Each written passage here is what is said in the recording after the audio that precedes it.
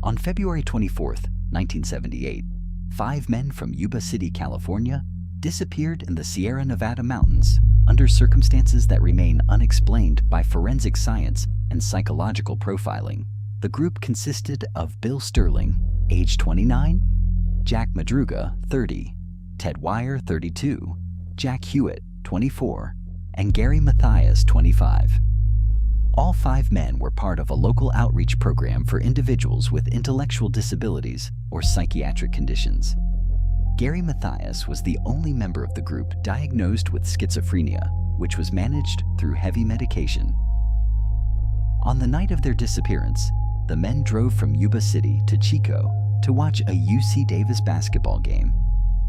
They were scheduled to play in their own Special Olympics basketball tournament the following day, a commitment their families stated they were highly excited about and unlikely to abandon voluntarily. After the game concluded around 10 p.m., the group stopped at Bears Market in Chico to purchase snacks, including snack cakes, candy bars, and soda.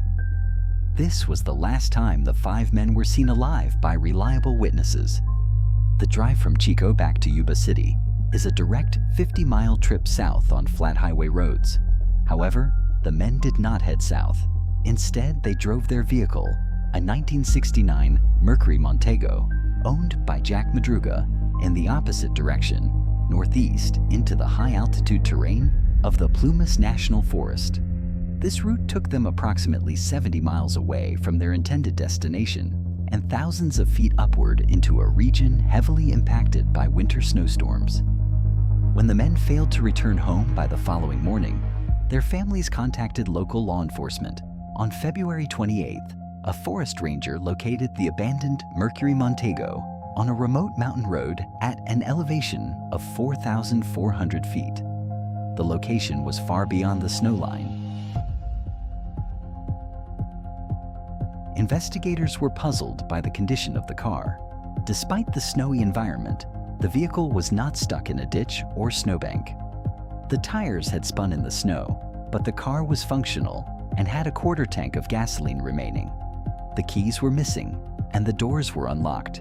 Most significantly, the undercarriage of the car showed no damage or mud, indicating that the driver, presumably Jack Madruga, had driven with extreme care or was intimately familiar with the road. There was no evidence of foul play at the site of the car, and the snacks purchased in Chico were found partially consumed inside the vehicle. During the initial search, a witness named Joseph Shones came forward with a highly specific account. Shones had been stranded in his own car near the men's vehicle on the same night after suffering a mild heart attack. He reported seeing 2 sets of headlights behind him, one from the men's Mercury Montego and another from a following vehicle. He claimed to have seen a group of people, including a woman holding a baby, walking in the light of the headlamps. When Shones called out for help, the lights were extinguished and the people stopped talking. Later that night, he saw flashlights and heard what sounded like whistling. Shones eventually ran out of gas and hiked 8 miles down the mountain for help the next morning. His account added a layer of complexity to the case, suggesting the group might not have been alone, though the presence of a woman and baby was never verified.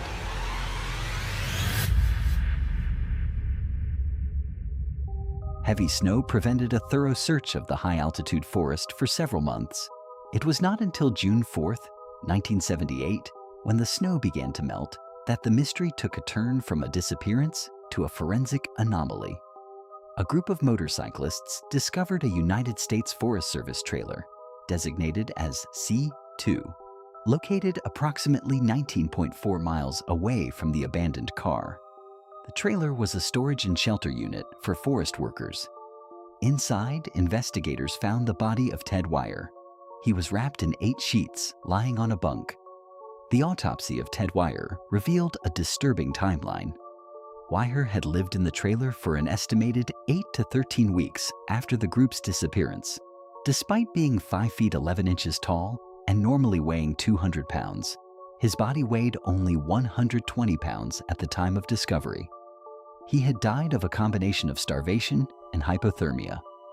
The forensic evidence inside the trailer presented a massive logical contradiction. There was a large storage locker outside the trailer containing enough sea rations and dehydrated food to feed all 5 men for an entire year. Wire had consumed only about a dozen individual cans of food.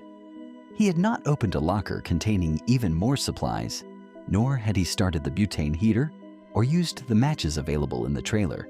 Even as his feet became gangrenous from severe frostbite, he had simply sat in the dark and starved to death while surrounded by life-saving resources.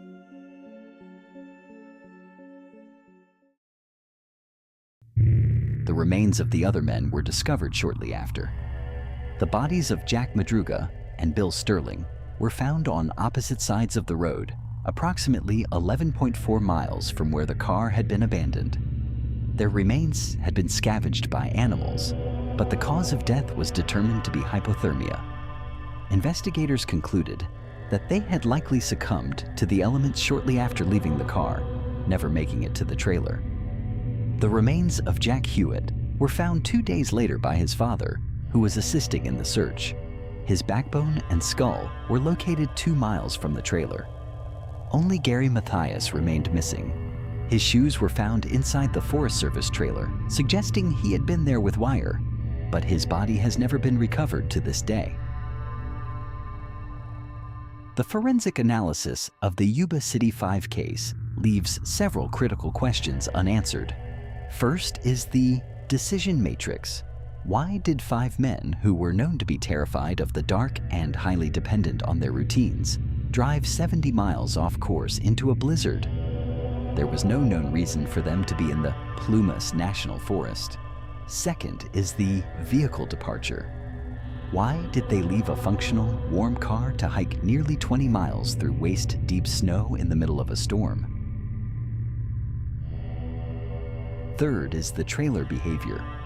Why did Ted Wire, who was found with his beard grown long and his body wasted away, fail to utilize the heat and massive food reserves available to him? Some psychologists suggest that the group may have suffered from a collective state of panic, or that their intellectual disabilities hindered their ability to problem solve in a high-stress environment.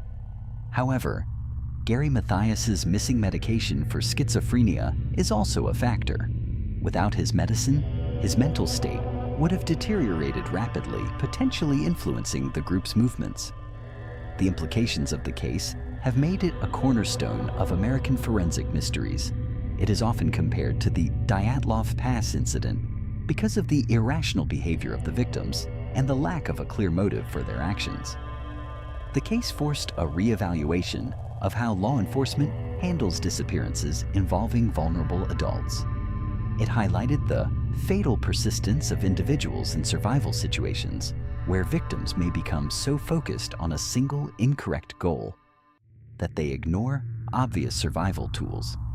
To this day, the Plumas County Sheriff's Department maintains an open file on Gary Mathias.